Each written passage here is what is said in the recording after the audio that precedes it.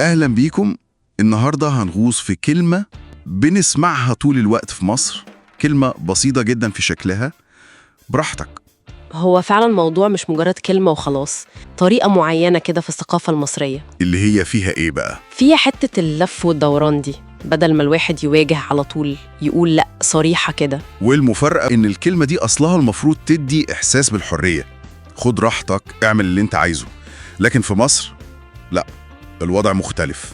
كتير بتبقى زي تحذير كده أو رفض متغطي، زي ما المصدر وصفها: من بره ناعمة ومن جوه مولعة نار.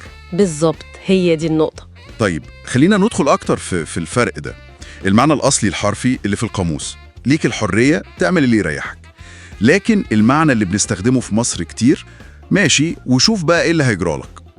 تهديد مستخبي كده، المسؤولية كلها عليك انت. بالظبط. يعني مثلا الزوج رايح يقول لمراته: حبيبتي أنا نازل شوية مع أصحابي، فترد هي بهدوء كده: براحتك. دخل منطقة الخطر رسمي. تمام. أو المثال التاني اللي في العلاقات برضو: البنت خطيبها بيقول لها إنه مثلا هيروح فرح صاحبته القديمة وهي أصلا مش طايقاها، فتقوله هي ايه؟ براحتك. ممكن جدا تكون معناها ان العلاقة دي يعني في خطر لو هو صمم. صح، هي ما قالتش لا بشكل مباشر، بس الرسالة وصلت، ويمكن أقوى كمان. طب ليه بنعمل كده؟ يعني ليه اللفة الطويلة دي؟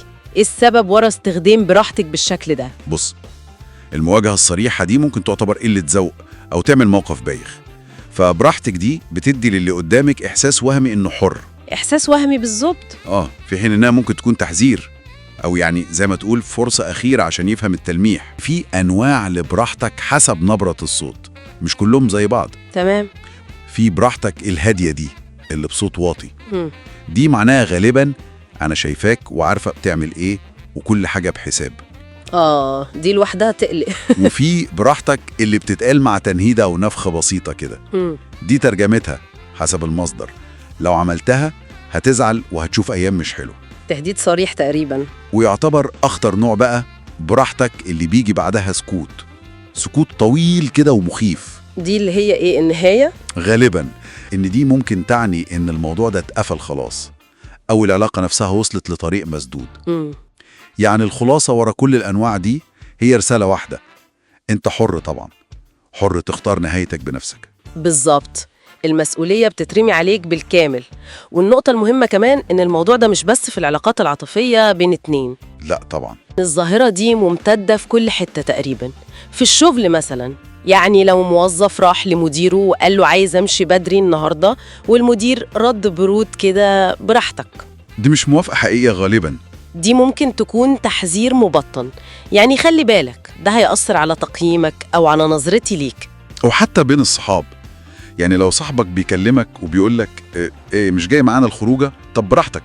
ممكن يكون معناها إنه زعلان فعلا، وإنه هيروح يقول للباقيين إنك بقيت متغير وما بقيتش مهتم بيهم وكده. الكلمة دي عاملة زي قنبلة صوت. بالظبط، قنبلة صوت بتعمل دوشة وتحذير وقلق، بس مش بتنفجر في وشك مباشرة.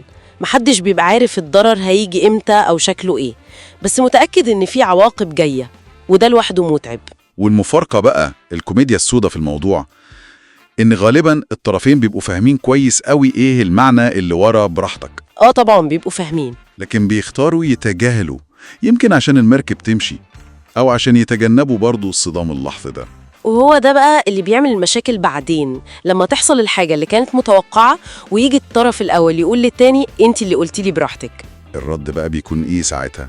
ده كان تهكم، يعني كنت بديك حبل تشوف هتعمل بيه إيه، أو كنت بستناك تفهم لوحدك. في معظم الأوقات هي قناع مهذب كده لرسالة مختلفة تماماً، طريقة شكلها لطيف نقول بيها: اعمل اللي انت عايزه، بس لو حصل حاجة انت المسؤول وما ترجعش تشتكي.